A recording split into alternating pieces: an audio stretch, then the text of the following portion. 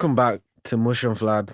It's your boy Mush, It's your boy, Vlad. and you know what we're here to talk about: football, the Premier League especially. That's what we're here for. Vlad's obviously making noise. You know what he does. But right, let's just get into it straight off the bat, and let's talk about Arsenal. I don't want to talk about Arsenal. Our team literally just lost. We went over to Highbury Park, and what happened to us, Vlad? What happened to United? Hey, it was a valiant effort until you lost. Until you lost, you know. That's all I'm gonna say. Look, the way I see it is at the end of the day, like as a United fan, I'm gonna start this video off on a negative innit, and just talk about United and just say we're struggling right now. I ain't even gonna cap. Like we're struggling, but for some reason this is just the way we always start each season. So I'm not gonna be too stressed. But I am stressed. I ain't gonna cap because we've lost Varane, he's injured. We've lost Martinez, our other centre back, and they've got Johnny Evans on a free. Johnny Evans on a free. What a joke. You're brought him back. And then we've got Harry Maguire, an even bigger joke at centre back. So I'm not going to lie to anyone. My hopes for Manchester United this season, from the first video, I said we'd finish first. I either said first or second. I can't remember. You said second. Second, yes. And if you're all laughing at me saying second, I feel you, because I'm laughing at myself now with like the injuries. So after that, I think we're lucky to get top four. If we get it, I'm happy for it and I'm all for it, but I think we'd be lucky. I think realistically, we still could have beat Arsenal. Like, it was a tight game. Could have went either way. Obviously, if the offside was given, I think we would have won the game and it would have been peak for them. But that's football at the end of the day. Some decisions go away, some don't. So overall, it was a good match, though. Very good watch. I enjoyed watching it. But that's always what it's like when we play Arsenal. Both teams always turn up, whether it's home or away. It's always a good game. But overall, yeah, I'm going to let you touch on Arsenal and tell me how you feel about how they performed, where they're heading, and where they're sat on the table currently. So United are sat either 11th or 12th. What's that point that you just said where you was just like, the one that you just said? Because you said, you said either way, like you guys would have lost. You said at the start. I said either way, we start off the season the same way. We always start off like this, struggling, whether we have our full squad. No, but I'm on about the part where you said you had chances, X, Y, Z, but in the end, you said with Arsenal. Oh, I said I said the game could have gone either way. Yeah. I said both teams had chances. I said if that goal was given that was offside, I believe we would have won the game. Yeah, but I said that's football. That's how it works. Decisions go your way. Sometimes decisions don't go your way. So that's football. That's what I said. So there's been days where we've played against other teams. There's been years back in the day. You've seen what we did with Fergie time. There's some decisions we got, some goals that were clearly offside that we still got out in our way and we won games. So it's one of them ones. Either way, like, it was a good game.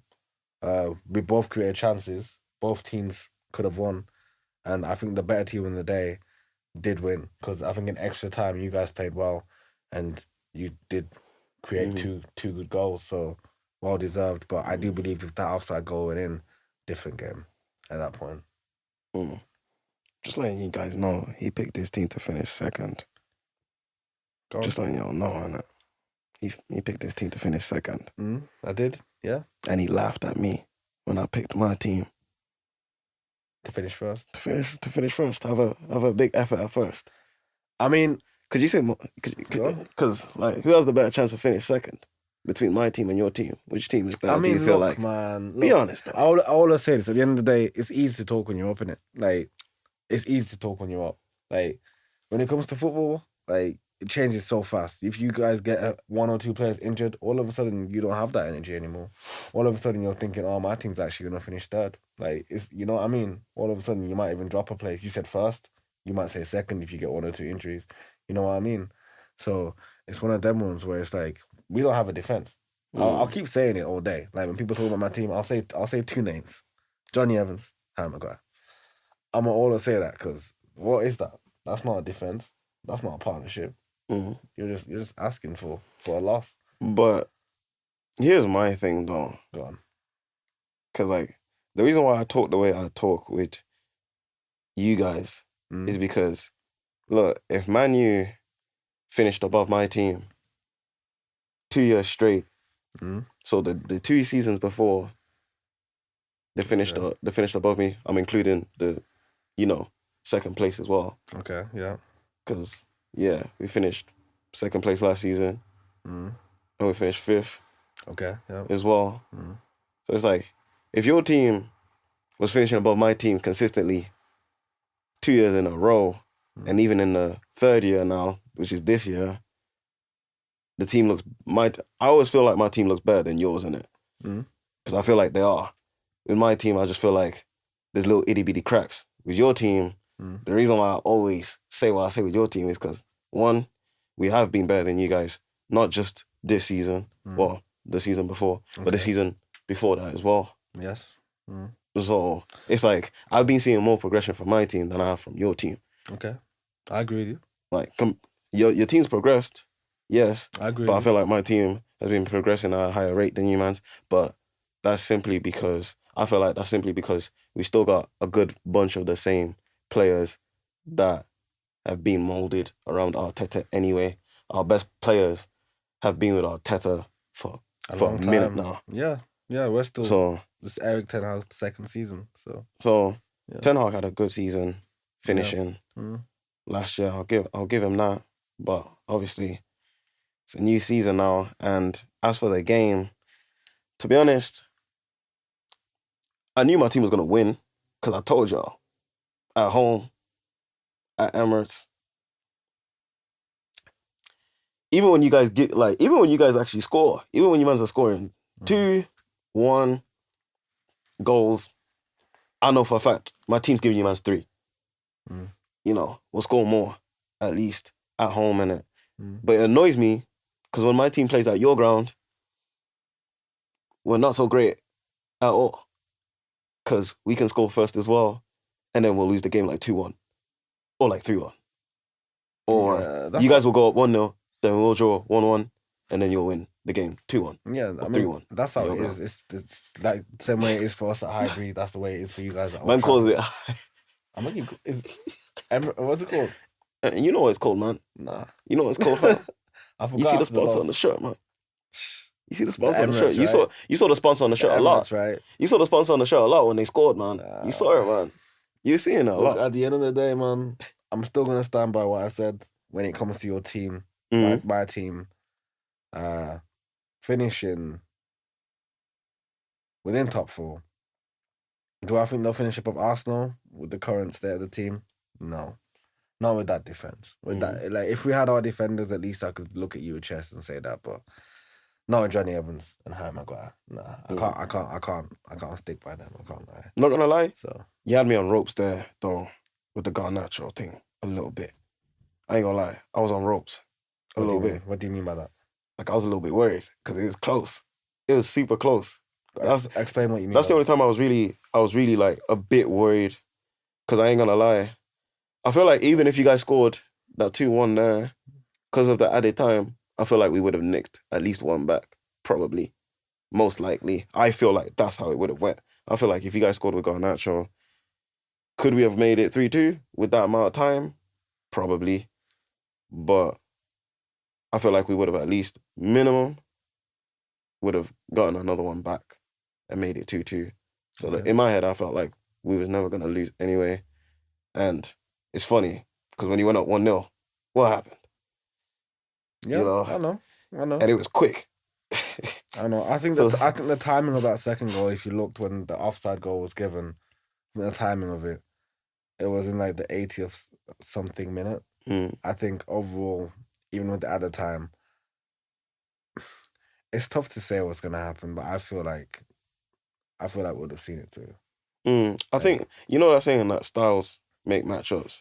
I agree with that, but sometimes when it comes into like a match or anything like that, if you have certain people can build up a momentum in a game, innit? And I feel like my team picked up a momentum. Because the offside wasn't given. Yeah. Yes, yeah. I feel like we picked up a momentum like- and kept it going. That's yeah. Just like last year as well, though. Because I felt like as the time was going on, my team was going. We was going we was going to it now, like giving it, and then obviously you guys were a bit stagnant. Because look at Declan Rice's goal. I'm surprised you man gave him that much time to touch it down. I mean, let's be honest. Arsenal set pieces, they were dead. Their set pieces were dead, and he knows it. I know. Anyone who watches games watch every cross from Arsenal. Did you say something about that set pieces? And then they have this final one in the 90th minute, and I'm there saying, "Yo, your set piece has been dead. I'm not worried. I wasn't worried at all." And then Declan Rice, the ball finds the way to Declan Rice, and he scores, and I'm just like, "Yo, come on, man!" Like, and it had to be him as well. It had to be him that scored that goal as well. It had to be him. See, this is why I like. This is why I like having you around when it comes to these football games. Because sometimes, man, majority of the times, it just goes well, man. It goes well. The thing for me with Arsenal is over the few years, I like what Arteta's done with the team. But with me, I'm big on mentality and I feel like, yeah, you have the right pieces. Yeah, you have the right manager right now, in my opinion. But mentality is always the same. You're second place. And that's what I think you guys have, regardless of whether you like it or not. You've got a second place mentality. Like, you guys are gonna play well, you're gonna do your thing, but at the end of the day, I feel like at best, it's always gonna be second, and that's not even a diss or anything, because right now, with how competitive it is, second place is a huge thing. It's not easy to get to second. You're gonna see my team struggling for fourth this year. You know what I mean? So, yeah, it's tough, but overall, it was a good game. Arsenal deserved to win. I like what they did in extra time. Disposed of my defense, but like I said, that defense, come on, man. It's just like I told you. Jesus, as the commentators say, stepped on the pitch and just dropped both the defenders and slotted it too. That was a nice finish, to be fair to him. Overall, man, Arsenal have come a long way with Arteta. They're a better team, a better side. I still don't think when it comes to clinic, like the more big games and the important times, I don't think they have the heart and the mentality to see that too. I think the fact that it's still a young team, they're still developing that. And that might happen one day. It might all click together and that mentality will come to and they'll win those big games, which is what they need to do if they want to really win the titles and win the trophies, in my opinion. But besides that, it's a good game to watch. And I think the better team on the day won. So that's what I'd say. I agree with you on that one with the mentality part. It's kind of like what I said. I think I said that in the start of the podcast as well. Like, I feel like the pieces wise, I feel like we're calm. You know, some of Arteta's rotations need to be checked. I think at a certain point. I mean, you're of the season. You're an Arsenal fan, so you tell me. Like, when you say some, go and drop the name. Havertz, bro. I know you got some names to drop on yours. I'm gonna let you get to that. Don't worry, fam. It's funny how I said the name. But let me start off with Havertz. Go on. To be honest, as much as you guys can say, yeah, they got a natural thing. Let's be honest, fam. The easiest chance was carry on. None of y'all even speak about it. See, so that's why I say my team was gonna win. The worst thing is, it was in the box, bounced up in front of him, and he somehow produced a scuffed shot. How? But the thing, it's not even like I can't even say like, it's mad though. I can't even say, yeah, he shot the ball and missed. I have to say, he tried to shoot the ball, touched it, but it didn't go anywhere, fam. I don't know what to say, fam. It was a bit mad. Like, Jackson's miss was bad. Yeah, we'll go on to that later in the podcast about Chelsea losing their game, man. But yeah, go on. But Kai Havertz, bro, that was a P-roller, fam. Yeah, it was. I think we can all agree, like, we don't know what Arteta's trying to do with that guy. Like, we don't know. And I think we can all agree, like, no one knows where Havertz plays, man. Let's just be honest. Like, let's stop trying to say, like, he's misunderstood. Let's stop trying to say, like, you know, like we know he's talented and there probably is a footballer under there. But let's be honest, we haven't seen it for a while. And I know what he did with Chelsea. I know what he's done at Leverkusen, but we need to talk about now. I'm sorry, but we need to talk about now. Like, we need to talk about what he's doing tomorrow, not what he's done in the past. Imagine So, being Arteta. Imagine you finish second. yeah. You know, have a very good season. Mm. And then this guy who's up there with Maguire in terms of compilations, like they're going bar for bar, blow for blow, competing in the charts of floppers. And you say to yourself, yeah, drop that 65 M's. Like, bro, what we doing, man? What we doing? Like, is that what we're on? Is that what we're on? Like, look, man, I was happy with us spending, but I didn't say spend stupidly. Those are two different things. I mean, we'll see. We'll see. It's still a long season. I mean, it's a long season, yes. I'm writing him off. I'm writing him off. I know you're not going to say that because, you know, you're on the fence. But I'm writing him off early. And I wrote him off as soon as you signed him. You guys know that. I told you. Like, that's one of the dumbest signings I've seen your club make. Just like I've seen my club make one of the dumbest signings in Harry Maguire. Like, it's up there with him. Like, especially back off that season you've had. First time I've seen you challenge City like that. And then you're signing Havertz. I'm like, what a waste. What a waste of whatever money that could have gone into. Like, we could have signed something better. Personally, it's crazy though. Like, personally, if you wanted someone creative like that, though, we could have got a Madison on our cheap, bro. Yeah, I wish we got Madison. Like, that's another player. Dude's living in London anyway, so he would have, if we gave that offer, it would have been calm. Because it's like, James Madison is better than Kai Havertz right now as we speak. It's not even a job. It's not even up for a discussion, really. Yeah, we're gonna get onto that though. We're gonna get onto that. But yeah, there's that. The rotations, yeah, it's just what's got me on edge, really. The striker situation is a little bit iffy for me. Like, who should be the striker at Arsenal?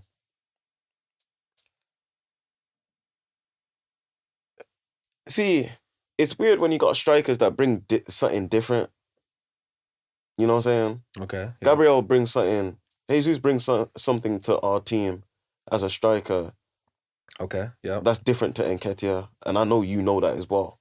I do, but so the way I see a striker, like, but modern day, is for me, no matter what they bring to the team, they have to bring goals. That's the first and priority objective, right? Mm-hmm. So I'm gonna ask you again, like, who should be the striker for Arsenal, in your opinion?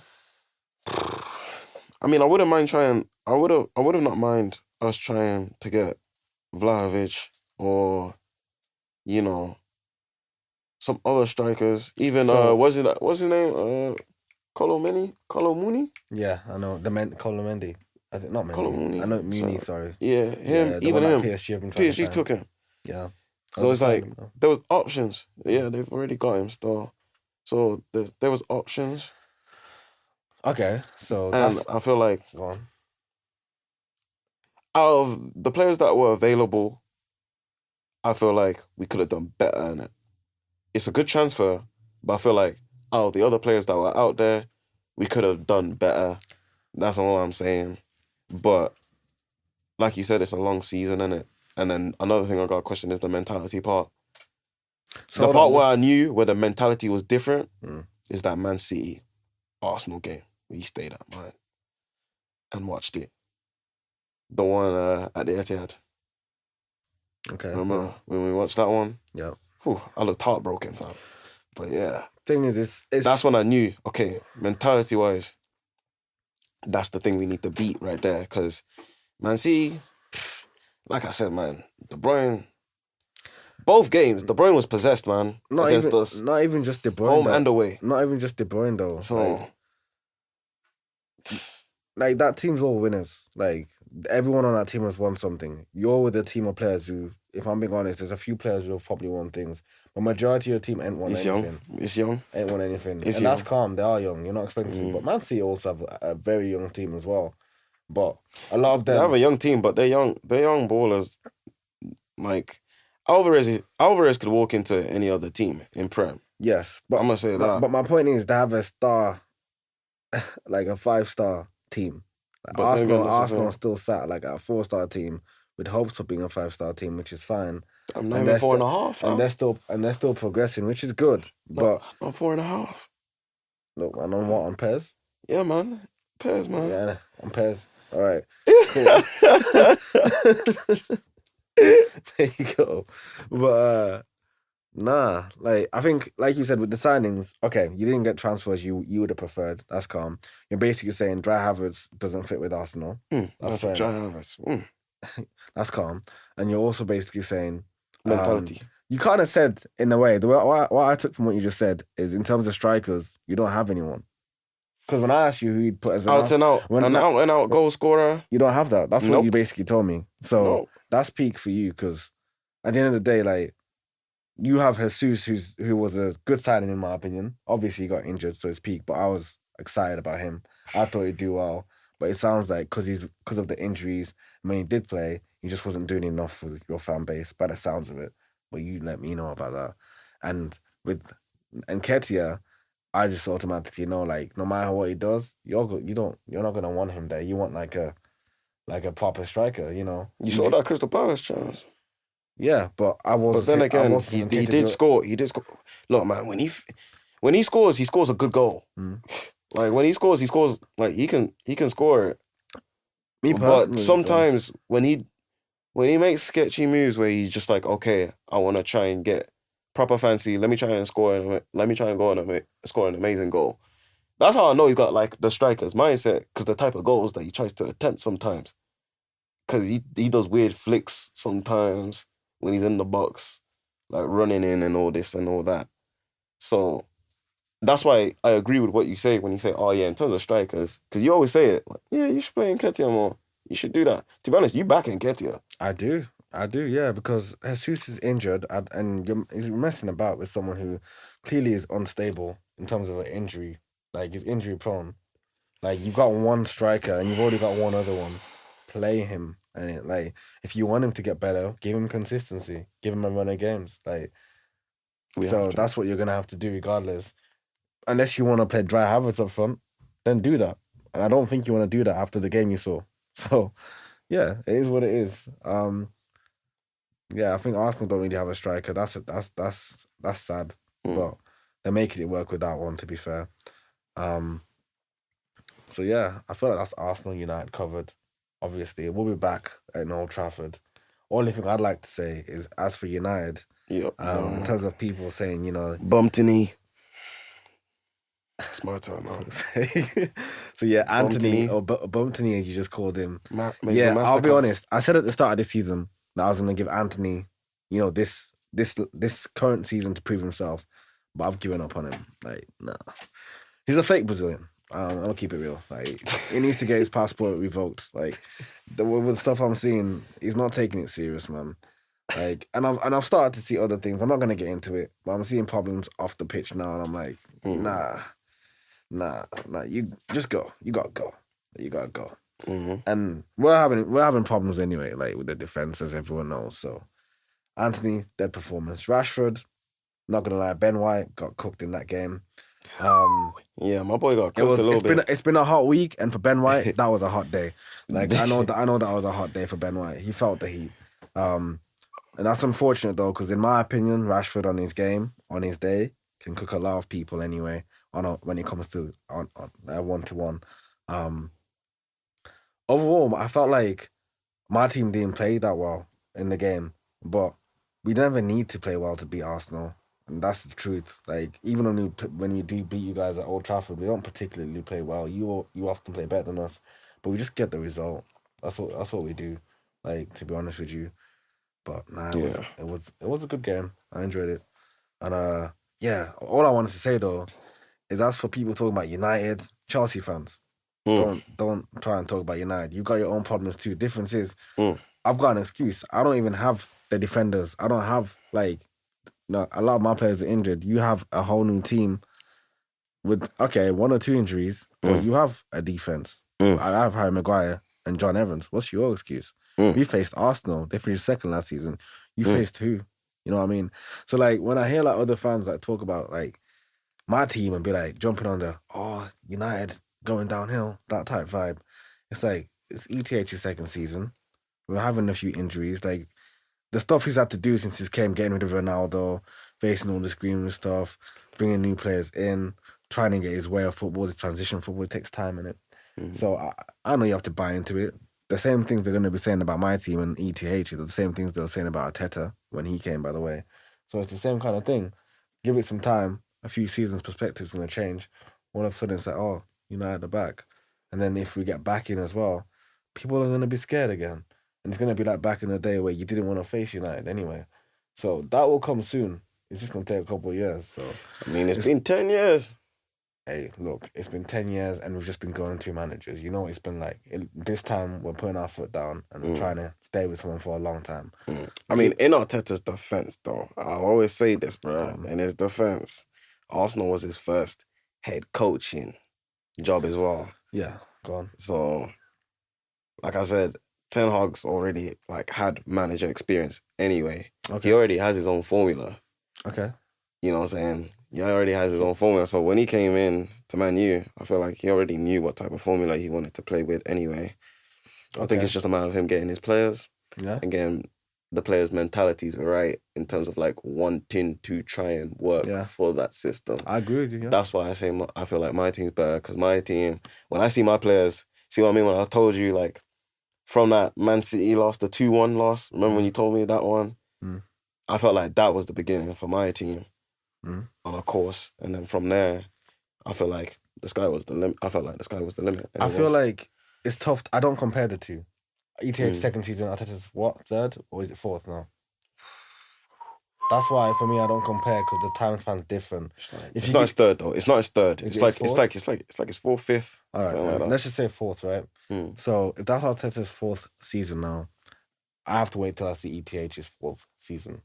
Despite the fact that ETH, like you said, has managed teams before and etc. I'll obviously give Arteta props for that being his first head coach position and him doing really well. But yeah, I can't really do a comparison. I can only talk about Arsenal's performances and say, yeah, they're a really strong team, performance-wise. Coaching and all that stuff, I can't really compare the two. Arteta's still bringing players in he wants. Look at my team, fam. We've got Johnny Evans still. You know what I mean? You got to understand where we're at, fam. You're not realising, that's why when you're doing a comparison thing, it's you got to understand, you ain't brought in his team. You're talking about Saliba. You're talking about, Gabriel in defense. I'm talking about Johnny Evans, fam. You got to understand something. I told you, man. You guys brought him back from the dead, fam. You man brought him back from the dead. It's kind of retirement. You know what? It's none of that. It's I don't know, man. It's you knew you was losing when you put them on. I know for a fact. It's like when you go to school. You finish school, ain't it now? You finish school. You know, you've grown up. You got a job or whatever. You start working. You're doing your own thing, and you go on Facebook or something. You see someone who you used to know from school, and then you see him now, and you're like, damn, this guy used to be so and so doing this and that, and now they fell off. That's what it feels like with my defense. So when I look at my team, I just feel like in some positions we just fell off in so many different areas. Defensively, attackingly, mentality at times, it's fell off. And even with that, we still get results. We've still made top four. I'm still wearing the kit. You know what I mean? We've still got fans. We still pull players. We could probably finish 7th this season and we still sign better players than half the teams that finish above us. Facts. It's one of them ones where just give it time. The same time that your fans didn't want to give Arteta, our fans need to give ETH that time too, even if they don't like it. So it's one of them. After 4 seasons, we'll be there. What do you think about the Glazers wanting to hold on? That's a good question. To Man U. What is it? Did they say they want to hold on to it for at least another 2 years to wait for the? I think they're waiting for the increase of the price so they can get more money, right? The increase, the stock dropped the other day because they did something. I forgot what they did. I think they want to sell the club, and it dropped by a lot. Let's just say that, a lot. That's what I'm saying. But no, everyone knows they need to get out. Every United fan wants them to get out, and when they do, and if we do get taken over by a Saudi or even whoever that other white Donny is, I forget his name. But if we do get taken over by them, then shit, like that's gonna be huge. Um, but yeah, I'm done talking about United and Arsenal, man. Like at the end of the day, we know the score. We know United lost, but like I said, we were back at Old Trafford. And as for any of these other teams chatting, we had a bad start. We had a worst start last season and still finished above all of y'all. The only team that finished above us was City and Arsenal. Why are you chatting to me, fam? Like, you guys have better teams than my team on paper. My team is progressively getting weaker, like in terms of like with these injuries and stuff, and we're still up there with y'all. Mm. Like, so I don't really like this kind of talk. Like, but I know we're Man United and we should be having better. We should be better in terms of what we have. But even with what we have, we still did well. And by the way, when we were killing all you guys back in the day, we didn't even have the best of teams. By the way, like we were killing you guys with Anderson, we were killing you guys with Carrick, we were killing you guys with a lot of dead ballers, a lot of ballers that wouldn't make it into your team now. So this kind of talk to me is kind of funny sometimes. So I'm like, hey, you gotta respect what we're doing too, because I already know when we make top 4 this season, a lot of people are gonna be surprised, um, including myself with that defense. But it will happen somehow. Like I already know when City beat us at home and we beat them away, and your team can't beat City and get no points from them. Sometimes I'll be thinking, if I'm an Arsenal fan, I'll be thinking, my team's better than United though. Why can't we just get 3 points one time against City? What's up? Like it's stuff like that where it's like, But then again, that's happened. But you guys will beat Wolves easily, 3-0, 4-0. But we'll get 1-0 against Wolves. That's football though. Yeah. That's really how it goes. Tottenham, they beat City almost every time, consecutively, every season, at least once. And that's Tottenham. You guys probably beat Tottenham all the time. But it happens, isn't it? So it's one of them. Overall, like I said, yeah, United. Arsenal. United 5th. Nah, United 4th. That's sad. I actually feel so depressed saying that. Like, it's not nice saying that out loud. United 4th, you know. I did say it would be either 4th or 5th. Here's what needs to happen though. January window, defensive signing, centre back. I don't care like who. Glazers, dip your crusty hands into your pockets, fam. And buy a centre back. Buy 2, buy 3, buy 4. Like, just get centre backs, stack them up, put them in the squad. Like, I don't care if we do Arsenal and have 4 centre backs playing there. We'll do that, fam. We'll do Arsenal. Hey, what about Butcher, man? Who's that? Who's Butcher? Oh, yeah, that's what I'm saying. Who's that? Yeah, let me just a quick one. He's on about Martinez, our centre back. He ain't been the same since his injury. He fell off. I'm gonna stop holding back now. He fell off.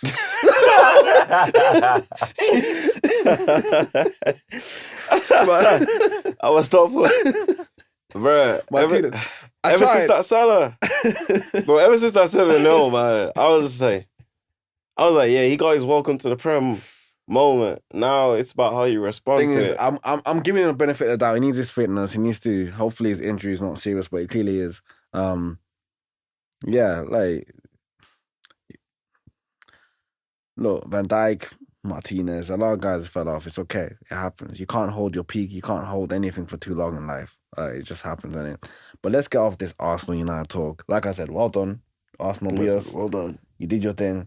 Hopefully you don't finish second this season. Damn. You know, you said you want to finish first, so we'll see. You still said you have that weak ass mentality, so we'll see what your team does, fam. Yeah, we'll see what the mentality is on this season. Hopefully, one thing I want to go into for the next topic is Chelsea. Let's quickly go on to Chelsea. Now, they lost, what was it, 1-0, I believe? Yes, 1-0 to Nottingham Forest. And my boy, ex-Manchester United player, Swallow, Anthony Big Bolo Elanga, the real Anthony, not the Bontony, scored the winning goal. So, yeah, what do you feel? What do you think even about Chelsea? And yeah, just what do you think I know about you Chelsea Man United now? fans were laughing. But we're happy for Elanga in a certain type of way, right? I don't think we were laughing because we took it out. So when you take it out, you just have to kind of hide in it. You can't really talk like that. You just hide. Just hide. Yeah, but I think, like you said, there's my team. There's Nottingham Forest as well. Like, they're losing to Nottingham Forest at their ground or at Stamford Bridge. That's not very common. That's not much of a common thing to happen. Then again, like You know what I'm saying? we nearly lost Nottingham Forest too. We just did a comeback. Mm. So it's one of those where it's like Nottingham Forest have given us a hard game. They've obviously given Chelsea a tough day. Fair play to Nottingham Forest. Mm. They're doing the thing. Fair play to Elanga, scoring a goal against a arguably top 6 side. I think you put them above us, and they lost to Nottingham Forest. So, I did it. Literally, I did it off expectations with what they've got in it. that's I what don't, like, that's what we all like do. that's what I'm saying. Like, That's what we all would do. you guys, I can cut you guys some slack because, like you said, like, yeah, you've had your new manager, this, that, X, Y, Z. Yeah, you've had, but this season it's like, I'll give you a bit of the benefit of the doubt. The injuries, yeah, your injuries are tough, and it's funny. You said something about my team. You know, wishing injuries on my team. I mean, See, I didn't even have to say much. yeah, I would never But wish. then- I would never wish an injury on anyone. But now your players are just falling like dominoes, fam. Like, yo, got the medical team in Manchester United working overtime. You know what I'm saying?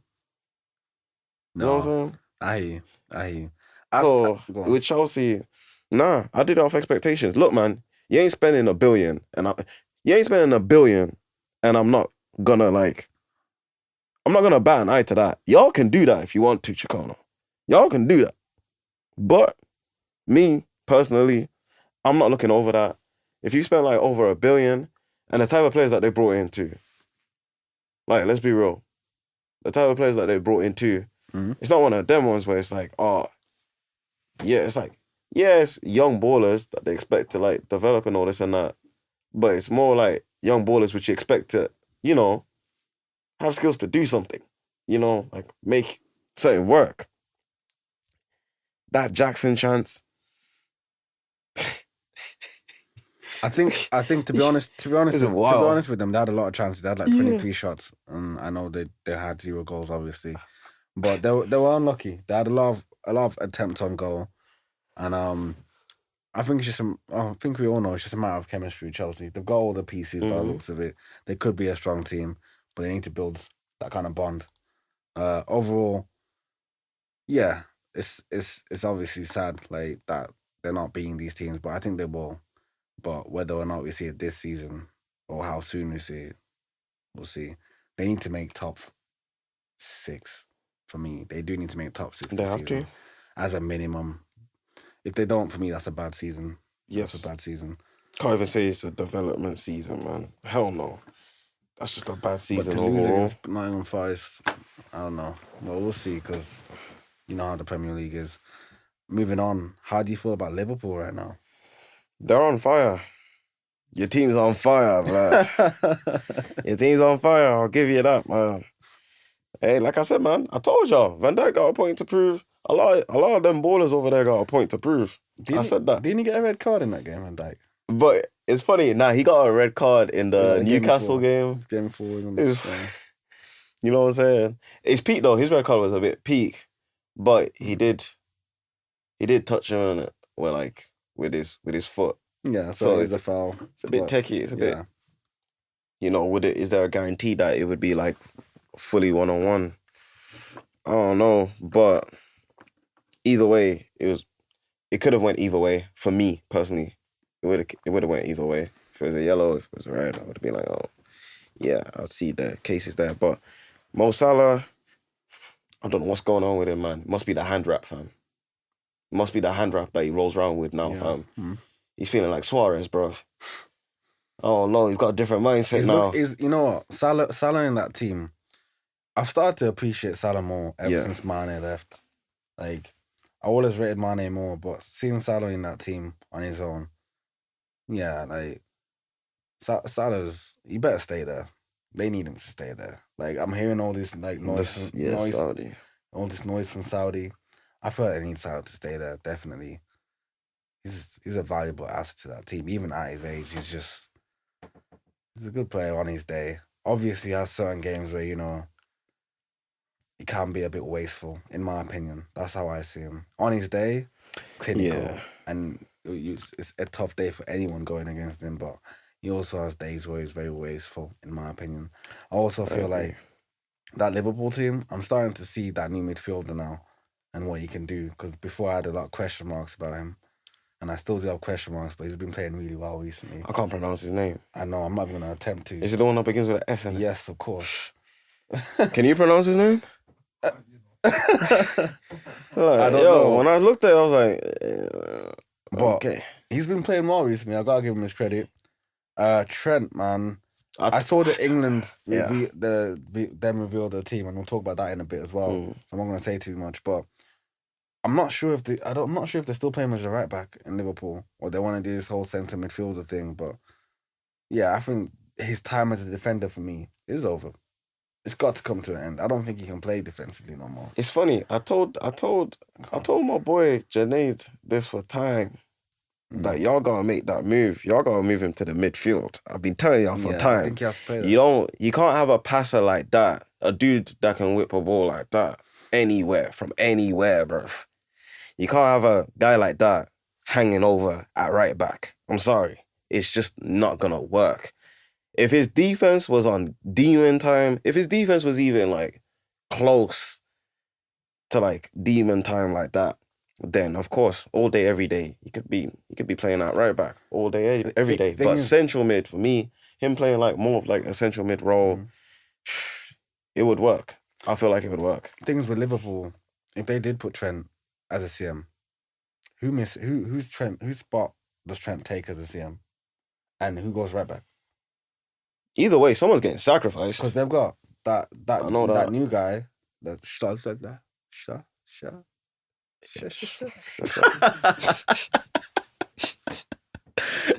it's an S in it. Let's call him S. They got him. They got McAllister. They've got S and McAllister. And McAllister, I don't know. I think he's stinking up the place in it, but we won't get into that. I think he's just been average. I think everything McAllister does, James Maddison can do and more. But he's just on the team sheet. To me, he's just on the team sheet. That's all I know. Hey, but yeah, I like the other guy more.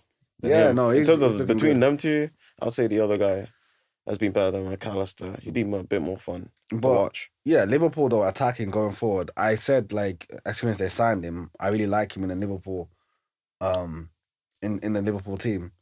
Nunes, man, I've always liked the signing of Nunes, and a lot of Liverpool fans I speak to always tell me like, a bit iffy about him, which is understandable, innit? Because a lot of people say, he's wasteful, man.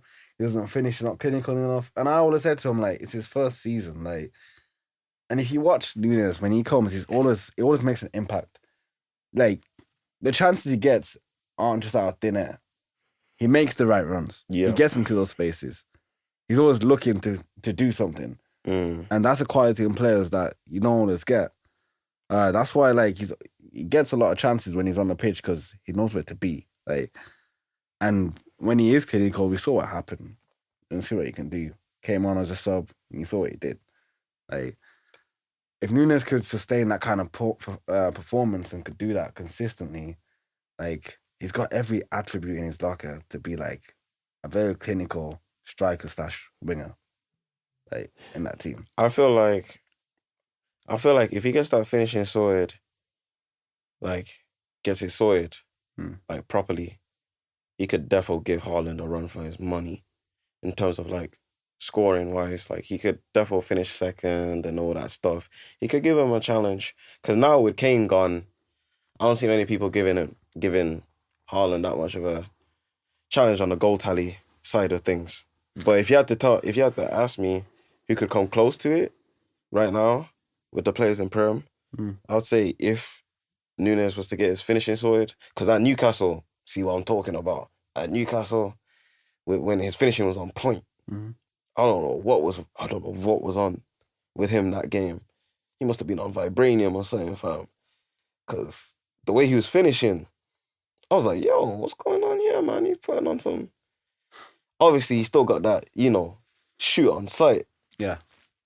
He does. He still has that shoot on sight mentality. He's very direct. Like, yeah, he's very direct. He don't play. It was a direct, but it was like execution. That's good though. I like that in a striker because Nunes is the type of player who, putting a through ball to him, he's getting onto it, taking a touch and shooting. Nothing too fancy. He's just looking to make a yard of space and finish it. I ain't gonna lie though, if I'm a Newcastle fan, I'm hating Nunes, Dude scored against them last year at St. James's Park. And this year, scored 2 final goals, blood. If I'm a Newcastle fan, I am pissed. Let's get on to Newcastle next. Obviously, I just want to say Liverpool, yeah, they're moving up for me. They're doing well. We got them finishing. I think I'm gonna have to do a shuffle. I'm not shuffling my order. I'm not gonna do a shuffle, but I feel like I would have, like, if you was to ask me, yo, Vlad, would you go on? If I was to make an adjustment to it, who would I add in there now? I think the only team that I would be able to add in there is Liverpool into that mix. Really, like that. If I was to make any changes, but I'm gonna stick to mine. Fair enough. That's a good point. With my mix, the only team I'll take out is Newcastle, and I'll put Brighton in. But I'm gonna talk about Brighton in a bit. Liverpool, they've improved. Like, I think if they can just sort out the defense a little bit, they should go higher as well. So I agree with what you're saying there. I think Newcastle, it's a very good team, and I think they should make top 6. However, with everything I've seen so far, and obviously my opinion will change as we watch the season, but I think Brighton are just better than them, mainly because of Evan Ferguson. For me, Isak is just not there. He can't compete with Evan Ferguson. Like, as good as you think Isak is, and he is good. I just don't think he's on the level as that kid. That kid is starting to show, like, he's starting to show everyone that, look, you're gonna have to sign me. You can't keep me at Brighton no more. That's what I call his current season. This is why the big team signed me season. That's the season he's having right now. Man's giving Brighton the crown that Dortmund has, and basically said, yo, you're the scout team, man. No, they've been that for a while. You're the scout regiment team. And I think, to be honest with you, that Brighton team, and they let go of so many players, people would think naturally, oh, they're not going to be as strong. They might lose a little bit of pace or power. But nah. Wiped Newcastle out the water. Like, doing nothing. I rate Brighton more than Newcastle now. And Newcastle the ones with the oil money. That's mad. But they ain't spent it, though. That's the scary thing. Yeah, I hear you. They ain't spent it fully. I hear you, but, like, how many years we going to say that for, man? True. I feel like they should have spent it a lot more this summer. That's why I don't say it. I was a bit confused, though, that they didn't do that. I was a bit confused that they didn't do that. I understood why they didn't do it in January, which I agreed with. But summertime, getting to Nolly is one thing, but the other stuff, like, you didn't manage to fix the other stuff. And for some reason, I feel like Newcastle, they're easy to attack at. One thing about Newcastle is they'll let you attack them, which is not good. You shouldn't be letting teams attack you. Like, it's all good, like, having like, proper physical, strong, tall, like, midfielders and centre backs. Yeah. It's all good having them there for, like, you know, on the physical side of things. Yeah. But when you're just sitting there and letting teams come to you, it's not good. Certain teams are gonna know what to do and figure that out. I feel like Newcastle are too easy to attack, which is what they need to sort out first. They need to sort out, like, another way to deal or cope. Just a whole different new defensive strategy with how they approach it. Okay. Because I feel like they'll let you attack them. You know what I'm saying? And if they ain't winning that midfield battle, oof, it's a long day. If the midfielders ain't doing well, it's techie. Okay. It's techie. I feel like. All right. I feel like those things are the reasons for me why Newcastle are looking shaky. Okay. Fair enough. I feel like I don't really think Newcastle look too shaky. I was obviously comparing them to Brighton. And for me, Brighton are just a tad, like, one level above them. I think the way I put it now is Brighton are, like, on top. Like, Newcastle just below, then Aston Villa below Newcastle. That's the way I put it now. I agree. And I think the thing with Newcastle for me is overall solid team. The reason they don't get players is because it's Newcastle. Yep. Who the fuck wants to go to Newcastle? I'm not going to lie. Unless you're going to go for partying, unless you're going to go for that kind of atmosphere, for a vibe, who wants to go to Newcastle? If you're South American, if you're, like, you know, someone who's come from a far place, you don't want to end up there. They signed Tonali, who's a very good player, but look at him. He looks upset. He doesn't want to be there. So it's one of those ones where, despite how much money you have, like, it's not going to change like who wants to come into your life. Like, so for Newcastle, they're experiencing that because for them, yeah, they've got the money now, but it's not enough. Like, you need history, or you need pedigree, or you need something more to attract players that don't know you. Like, and that's going to take a while to build.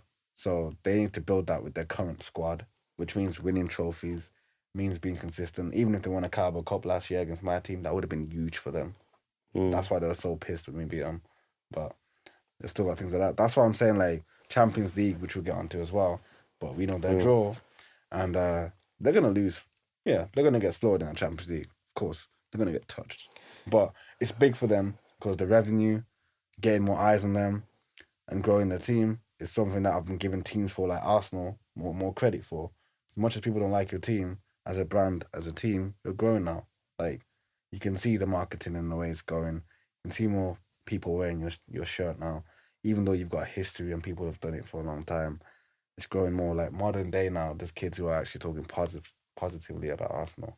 Like, it's like Newcastle as well. It's still a negative place. Like, no one wants to go there. Whereas London, it's like, oh, yeah, players who ball, they'll be like, yeah, I'll go London. I'll play for Chelsea. I'll play for Arsenal. I'll play for those type of teams. But Newcastle, nah. It's tough. It's tough. Newcastle have enough money to buy players like Neymar, like those kind of things, but they'll never attract that because it's still Newcastle at the end of the day. As to their performances, like you were saying, you're right. Defensively, they're not solid or as solid as they should be. But I feel like what do you expect though when they haven't been able? They've still got Dan Burn, man. They've still got Dan Burn. Dan Burn's not even bad, by the way. But it's like you've got oil money now. Why you got Dan Burn? That's what I'm saying. And blood. I'm sorry, but yo, that back four don't want to see Mbappe, fam, in that group stage. No one wants to see Mbappe though. Let's be honest. We'll get to that, but yo, that's what I'm saying. That's why I'm worried, fam. It's like when it comes to the big teams, you can't do that with the big teams. You can't just let them play and just sit back. That's one thing that they do certain times. That's why. Remember when I was telling you they were drawing a lot? Remember when they were drawing a lot? They draw so much. You man's caught up with them just because of their draws. Yeah. Literally. Yeah. That's it. And last season they had a better team than us, in my opinion. That's what I'm saying. If they did now, imagine if they didn't even draw. Like, imagine if they didn't draw at least half of those games. Oh yeah, it would have been tough. It would have not even been close. It wouldn't have been close. We would have just about finished fourth. And yeah, but that's football. That is what it is. Moving on now, I feel like we've nearly covered the big six because we wanted to touch on all those teams and start off with them. Quickly, Aston Villa, give a quick shout to them. They're doing well. They haven't won every game, but they've had a tough run of fixtures, and I think they're doing really well. I think they're an underdog as well, and a dark horse. Again, Moussa Diaby, man, like he's just something else. I'm probably gonna say his name every week because, yeah, consistently he's playing well, and you can just see like he likes playing in that team. And with Unai Emery, like at the wheel, that team just looks strong, man. Like, I never thought I'd say that about a West Midlands team, about a Brom team.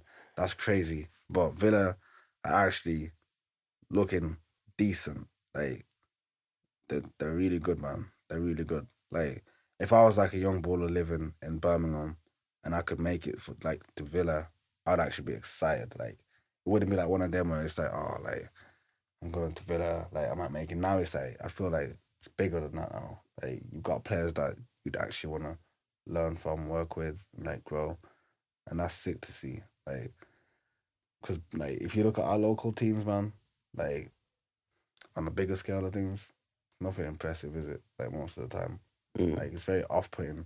But nowadays, to see all these foreign players coming and it's growing football here, it's good to see. Like something that needs to happen more. It's like Saudi, isn't it? Same thing's happening over there, whether people like it or not. It's happening, but yeah, that league's growing, and you're seeing the impact it's having. They're trying to take all of the big players, and man. if we can have bigger players here as well in the West Midlands, I feel like we'll see better like ballers. Like we'll see more stories like Jude Bellingham, like a guy from Brom, like going to a team like Real Madrid. We'll see more of those stories like Jack Grealish from Aston Villa going to Man City. That'll be more common. And by the time like we're all older, Like, bro, there's gonna be so many players from like Brom playing for all these teams. Like, that's gonna be crazy. But yeah, Aston Villa though, yeah, so they're looking solid, man. What do you think about Villa this season? Solid. I agree with you as well. Very solid.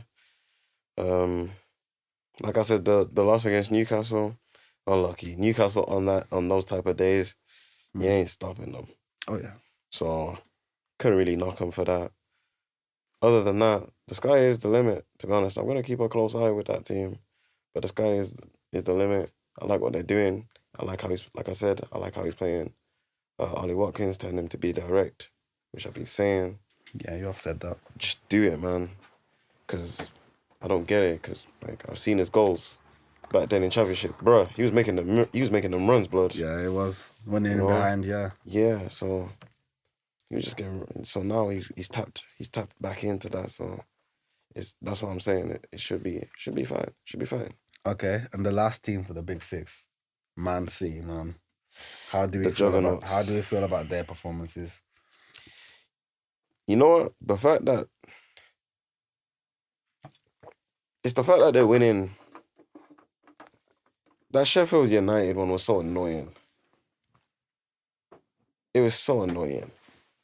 Like the winner and everything, just watching that whole game, it was just like, damn, man. I feel like this team's good as hell, man. I feel like it doesn't matter, like, yo, what people try and do to that team. Like, even right now, where it's still early doors in the league, and you can see I haven't quite got that rhythm right now. They're still on cruise control and still going through everyone. Like, Haaland doesn't even have KDB, and he'll probably, before KDB comes back, still have like 20 goals. Just sat there. And then KDB comes back. That's crazy. That's crazy. But yeah, that Manchester City team is a juggernaut team. It's not even. It's not really fair sometimes. The way they move, I ain't gonna. Can't believe I'm saying it like this, It's but not really fair sometimes. It's true though. No, can't believe I'm saying it like this, but I have to. Innit? It's like it's not really fair, like bro. Like I said, I was heartbroken. That 4-1, man. Damn, man. Like yo, they're really really good, fam. They're champions for a reason, man. They're European champions for a reason. So that's what I'm saying about their mentality though. It's like every time we've watched a game where it's a bit sketchy, and it's like, I don't know, it's 1-1 or something. You're thinking, oh, they're about to drop a point here. At least you're thinking they're gonna draw or something. Bro, they just bang like 2-3 goals, and you're just like, or Rodri gets a goal. Rodri just makes a goal from nothing nowadays. Like, they're just a tough team. They're a tough team to play, and they've been at that for a couple of seasons now, to be honest with them. So yeah, they're still at the top, and they're showing it each and every week. So it's tough. So that's the Big Six. I was gonna quickly go on to the Champions League and the draws. What do you think about the groups? And are there any interesting groups or anything? I mean, like I said, man, it's just funny how you said, oh yeah, man. You know, I'm gonna get So basically, what I said to Vlad is because he's an Arsenal fan and I'm a United fan. And Bayern Munich in the Champions League normally beat Arsenal like 6-2, 6-3, like every year. Like back in the day, they used to get Bayern Munich in the Champions League all the time. So I took the piss and I basically said, yeah, you're going to get Bayern Munich again. You're going to get slapped. That's what I said to him. And who was going to score? Harry Kane. One of my favourite ballers out there, you know what I'm saying? I can say that now. And his favourite striker, Harry Kane. You know, I can say that now, you know. Score against him. He's you know, he's not with the ops anymore, so I can say it gracefully with no shame at all. Yes. Yeah, man. Yeah. You said that. So now you gotta deal with him. So you man's gonna welcome him back into the UK. And I can't wait to watch that with you. You see how I said that? So now in the Champions League, as Vlad said, now the draws have come through and United have drawn Bayern Munich in their group, as well as a few other teams like Galatasaray and someone else. But yeah, so that's a tough group for United. I ain't gonna lie. Bayern Munich will, I always, like, in the back of my head, like, I want to say, yeah, United are going to win. But then I remember Johnny Evans. So we're going to get beat. Yeah, we're going to get beat. We're going to get touched. by Bayern Munich. Which Galatasaray might beat us as well, to be honest. Which group do you? I got a question for you. Go on. Which group do you think is the easiest group on paper, and which one do you think is the hardest group on paper, and why? Barcelona have it the easiest this year, I'll be honest. Which teams? It's either Barcelona or Arsenal that have it the easiest this year, if I'm being honest. I'd probably go with Barcelona, to be honest. And Barcelona, they have Porto, Shakhtar Donetsk, and Antwerp. That's a weak-ass group. Antwerp? Yes, exactly. Oh, that's a new team. I think Porto and Shakhtar could do damage, but that Barcelona team right now, they're looking pretty good as well. I'm not gonna lie. It's that little kid though. That's 17. That little kid, yeah. That 17, 16-year-old. That Lamine, yeah. He's doing his yeah, something like that. Yeah, he's really good. He got 3 assists the other day, and he could have scored a couple of times too. Yeah, he's really good. He's really good. He's looking kind of like Jude, like again generational in it. So yeah, it's one of them. I mean, I expect my You're right.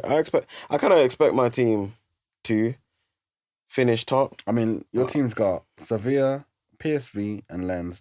I think the only competition you need to worry about is Sevilla and PSV. Then again, I'd definitely say Barcelona have an easier group than you. I'll say Barcelona have the easiest, definitely. Because to be honest, all those teams in your group could beat you. But no, not with your current form and the way you've been playing. I expect you to cruise through Lens. I expect you to struggle with Sevilla but beat them.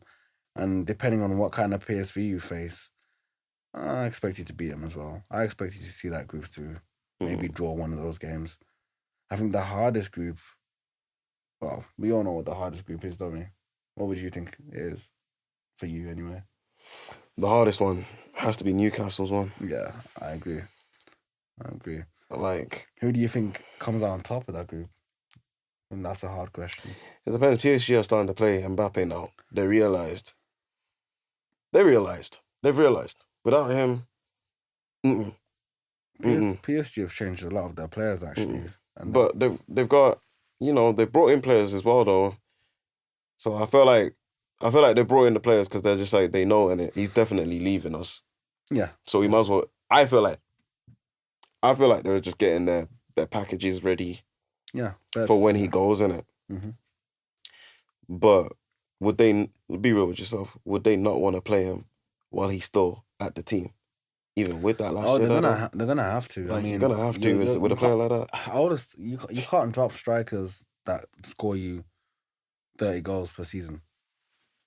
Or anyone that does a 30 GA season, you can't drop. Like, that's a lot of points gone.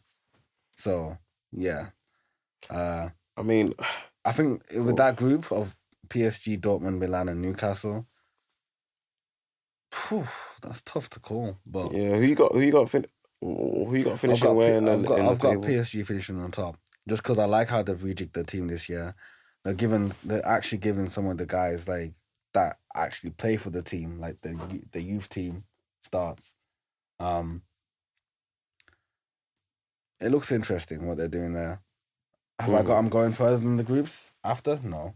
They're going to do what they normally do. Have Mbappe carrying them to a game or two, and then flop.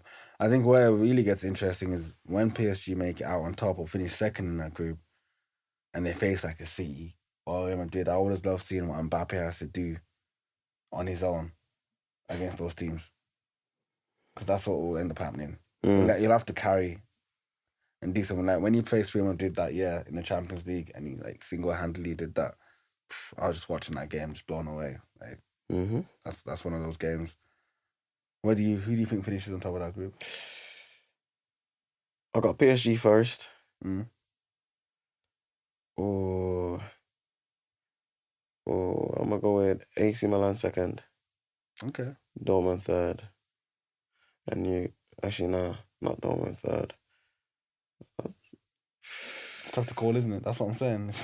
It's so difficult between Dortmund and Milan. And yeah. Yes, yeah. Like that little bit there is a little bit tough to, because Dortmund have given away Jude Bellingham. What? Yeah. You know what I'm saying? So Jude's not in the team. And again, we're writing off Newcastle, because it would be so mad. I could actually see Dortmund Yeah, I could see Dortmund not finishing above Newcastle. I could swap that. So you see Newcastle beating Dortmund? I could see Newcastle beating. I could see Newcastle beating if they win any of their games there. Just know, for me, I feel like it's gonna be at home because I feel Okay. like on a Champions League night, St James's Okay. Park, So it's about to be a ruckus. so be honest with me. Do you see Newcastle winning any of these games At home, yes, one of them, against who? Dortmund. Okay, you see them beating Dortmund. All right. PSG, I feel like that would be way too tough. Like I said, Mbappe is gonna be. I'll be honest with you. He's gonna be running through him. He's gonna be running through all of them. To be honest, I don't see Newcastle winning a game. I don't think they win any game. I think they get deceased. So damn. I don't see them winning any games there. Nothing. 0 points. I think these teams have been in the Champions League for far too long. And I think it's gonna be too much for Newcastle. I don't see them. Do you even feel like they're gonna be back in the top four? Yes. Mm. I do. Well, maybe not top four, sorry, but top six they finish. I don't know about top four, but top six. Mm. Fair enough. I think Man City, again, they've got Leipzig, they've got that Russian team, and then they've got young boys. Bro, them and Leipzig must be in a relationship, lad. Yeah, they always get Leipzig. They always get matched against each other every time, bro. Yeah, so Man City are going to win that group. It's going to be on cruise control. They'll probably play the third team for that group. Yeah, and then you've got Group E, Atletico, Lazio, Celtic, and Feyenoord. It's a very irrelevant group because even if they make it out, they're getting touched. Mm. They're getting touched. But who you got finishing on top of that group? Atletico. Yeah. I've got Atletico finishing on top of that group. Same, I'm actually interested in Napoli, seeing what they do this year, both in the league and in Champions League. In their group, they've got Real Madrid, Braga, and Union Berlin. Now, that Real Madrid... It's that Real Madrid, man. Real Madrid this year, again, look even stronger than the past right now. And they ain't got their striker yet. Yes. But just like City with no striker, you know what it is. You still can't stop them, so... Yeah, Real Madrid finishing first. And then Napoli. It's going to be interesting seeing what Osimhen can do this year. I feel like he's got a point to prove in the Champions League because last year, he didn't really turn up. Yeah, Champions League wise. But the thing is, though, it's mad because the games, he's still scoring in certain games, especially the elimination games. He scored and stuff like that. But I agree on it. I feel like there's a little bit more work that needs to be done for him. Yeah. In the central, you know? I agree. Okay, so that's the Champions League, man. I look forward to the Champions League. I'm looking forward to those nights, man. Hearing the theme music, the whole vibe, the atmosphere. Yeah, I'm excited for the Champions League. It's going to be good. Chelsea, though. Yeah, you're not in Champions League. You're not in many competitions, so you should... That's another reason why I've put that much pressure on them. So you guys should be doing a lot more, I must say. That's what I'm saying. They're playing like once a week. You should be doing a lot more. They're playing like once a week. That's what I'm saying. It's not really... Like, nah, bro. That's what I'm saying. It's like, bro... That's what I'm saying. Like, why y'all letting them live? Like, this whole time, I'm like, why y'all letting them live? If this was my team, memes on top of memes, on top of memes, on top of memes, on top of memes, man. You guys are doing it religiously. But with Chelsea, y'all letting it slide. Y'all let it slide last year, and y'all trying to... Y'all just probably won't let it slide. You guys are probably gonna let it slide again. So, hey man, it's what it is, though. It is what it is. It is what it is. But okay, so in the last video we did, the last podcast, we talked about impact signings. Now I want to discuss a few of the signings we spoke about and talk about what they've done recently and see if they've actually made an impact so far. So I'll talk about one of my impact signings that I spoke about, which was Hung Min Son. Now, no, he wasn't an impact signing, sorry. He was a point to prove. I think, let me have a quick look. I think you put Yeah, I've got it up here now. Sorry. As I was saying, impact signing, I said Declan Rice. Fucking hell, I said that. it's alright. Sometimes you just hate being right. You was right, bro. But yeah, I said Declan Rice is going to be an impact signing, and I think so far, yeah, I think I'm right. He's an impact signing. I did say to Vlad that Arsenal, with the transfer window, as long as they sign Declan Rice, they'll be good. And yeah, he's looked solid in the games. Obviously, got that that winning goal in the Manchester game that changed the game for them. Mm-hmm. And I think he's been a good addition to Arsenal. I think the fact that Partey sometimes can be injured a lot gives that stability in the midfield, even if Partey's gone, which is something Arsenal have been looking for. And yeah, I think he's done his job, and he's done it really well so far. Who's one of your impact signings that you could talk about so far? James Maddison. Ooh, that's a good one. Go on. Like I said, James Maddison been balling out. By the way, everything that you said, I agree. You know, and I had him on my list as well. So thanks for stealing it. You know, I'm gonna let you borrow it for a little bit there with that one. And I ain't gonna explain why I put Son, because the reason why you put Son was the same reason as me. So I'll say Madison. I'll go straight to my other one, but I did put down.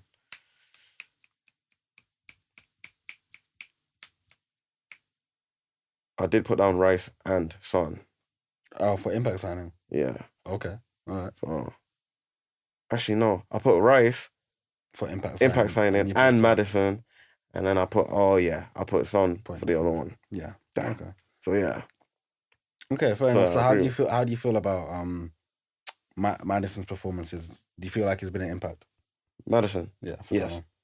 I agree. I told you, that's the offense now. I said yeah. When as soon as he got there, I was like, yeah, welcome now. You're the supplier, fam. Supply and demand, fam. I think you know what? I think he's one of those players that's just been underrated, isn't it?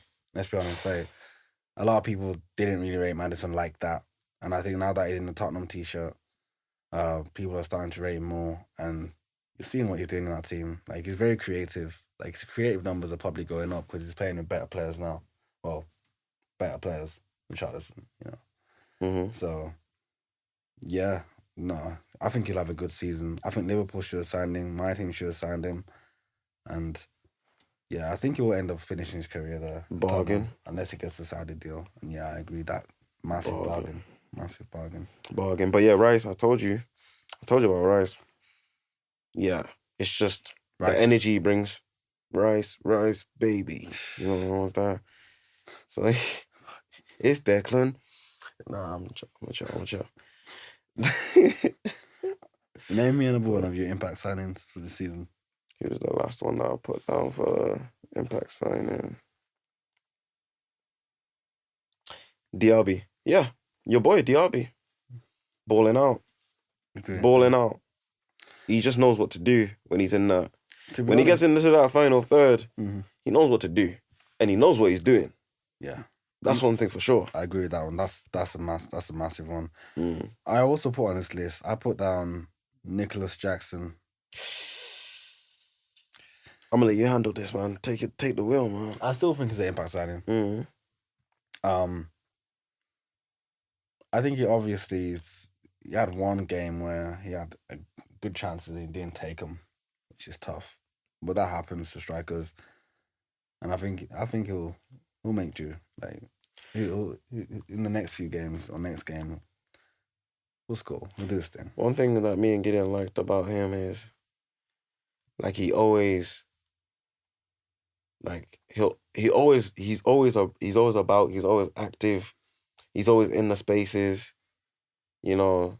So he keeps the plays alive all the time, and it's great for all the others to get involved. But it's kind of like what you said with me, with Jesus and that. It's like, at the end of the day, you know, it's got to accumulate to the goals as well. Yeah. You know what I'm saying? Mm-hmm.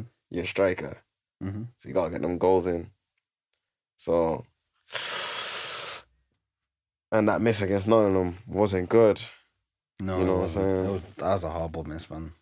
So, but it gets that. It doesn't happen. I don't know. I don't know. The sky's the limit for him. He's still young, but for me personally, I don't know in it. I don't know about him in it. I really don't know Fair about enough. him like that. I Mhm. just ain't seen enough about him. And even yeah, I just think yeah, there's nothing that really intrigues me too tough about him like that. Okay. That makes me be like, wow, yet I haven't been wooed as much. It's just more of like, okay, okay, he could stick around and play. Mhm. Okay. One of my other impact signings was Rasmus Højlund. Now, Mm. he's already obviously just had like what a few minutes the other day. Um, I can't really justify putting him there right now, but at least I can say like I didn't know he was 6'3". Let's just start off with that. Like the camera makes all these players look shorter than they are. So when I saw him in the Arsenal game, I was like, He looked big, man. I said it. yes, like I didn't know that for starters, and I didn't realize how physical he was of a player. That's something that surprised me. Bullied, I think it was it Gabriel? Who was it bullying like that? It must have been Gabriel. Yeah, it was Yeah, Gabriel. Gabriel, he came off that Um, too. which was nice to see. We haven't had a striker be physically imposing for a very long time, probably since Wayne Rooney. Like, yeah, we haven't had a striker who just physically like at people like that. So yeah, it's good to see. And I feel like give him a fair run of games. I feel like he's quite interesting. I feel like he could do something. So yeah, we'll see though. That's to be seen. Is there any other impact signings you had? Nah, those are mine. Those are my three. Fair enough. Then we had ones to watch. So I don't know if you remember what you had on your list, but I had Richarlison. Wait, one to watch or point to prove? Ones to watch. One's to watch. Mm-hmm. Yeah, I put Ferguson. I put Oh, Ferguson. can't talk about him. I mean, I did tell you I like his style and I like the style that he plays with. He's not like a flashy dribbler or anything like that. He's more direct, you know what I'm Mm-hmm. saying? Like I said, the way he approaches around the box, knows where to be, all this and that. You know what I'm saying? He's pretty good. He's pretty good. So I see why everyone's interested in him and his age as well. Just being 18 alone, and you're playing in a team like that, Brighton. Yep. That's a cheat code. You know what I'm saying? So I like what Brighton do with the recruitment. They know what they're doing with the Very scout. true. Mm. So I agree with yeah, you. I had that Yeah. down. No, Evan Ferguson, yeah, like for his age, like I said, he's doing really good, man. And this is a season where he's saying to the teams, yeah, it's your time to sign me. Got Richarlison there. I'm tired of Brazilians, man. Let me just take a sip of this. I'll say it. But the Brazilians keep letting me down. Anthony, Richarlison, and I know there's more time for the season to see what's going on, but Richarlison, unless you put him in that Brazil kit, he's dead. Mm. He's dead. Like, I don't get what it is. Like, at Tottenham, if he wanted to ball right now and actually play well, he could be the main guy there. But he doesn't realize that if he doesn't get his shit together, they're going to buy a striker. Mm-hmm. He's going to be doing what he did at Everton, fam. Like, he sat on the bench for a period. Like, that's Everton. How you going to be doing that and you're trying to call yourself R9?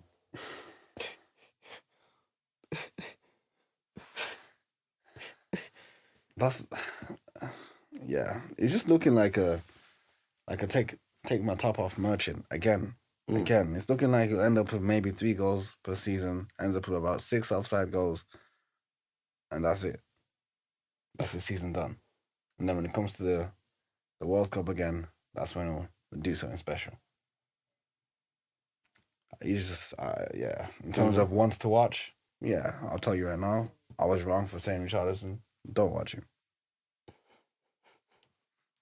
Anyway, your next player, man. What's that your belly there, bro? What's that your belly? Oi, it's the way you tried to style it up too. It's like, Woo! Oh, yo, that was a good one, man. Ooh. Nah. I mean, I did say if things were to work out, I did say I would have put Greenwood there. Ooh. But, which I feel like I would have been right with. So I feel like I would have been right with both of those. So far, I'm right with one of them. The other one, I think he's going to Getafe now, isn't it? Yeah, he's gone for Getafe. Which is good for him now, because he gets to just On do his that ball. topic, though, have you seen what they've done, United? So he's gone out on loan to Getafe. And they've put like some sort of weird clause in his contract where it's like, they can just recall him at any time.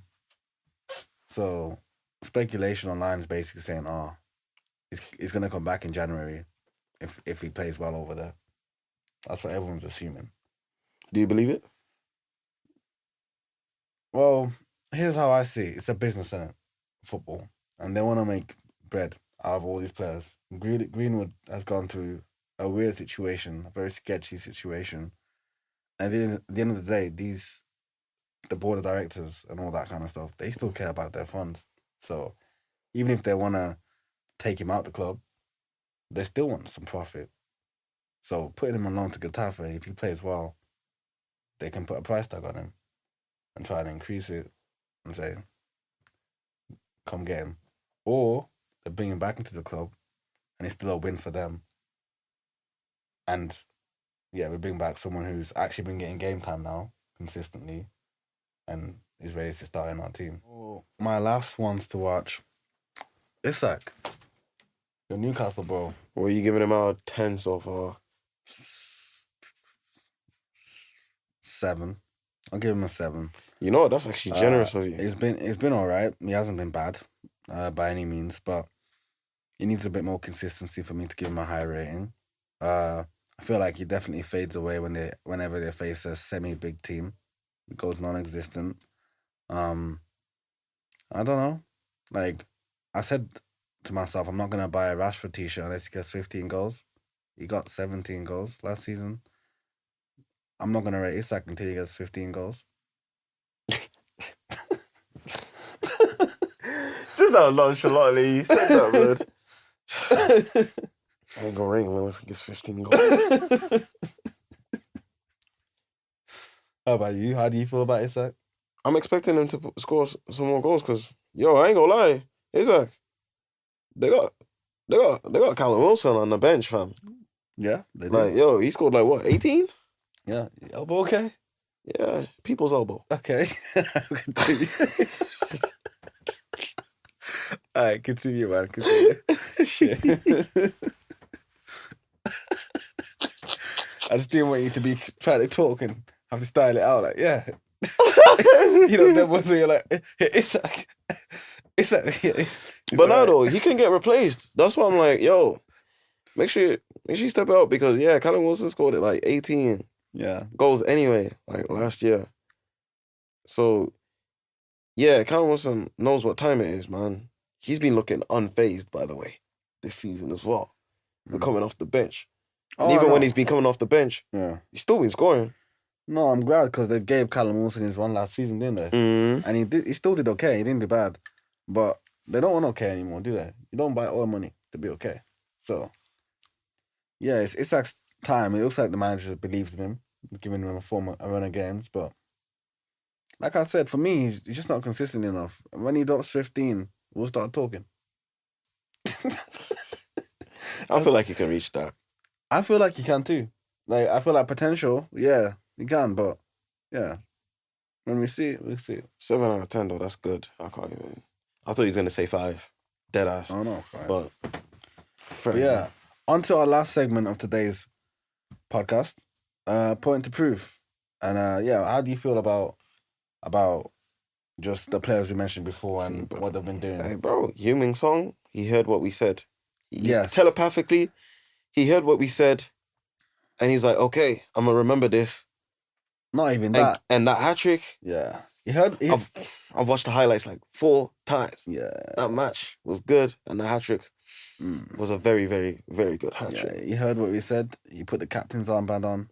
Said, all right. I That's what you say. He said, all right, bet. I'm gonna prove you guys wrong. He said what? Matoma coming for my strap.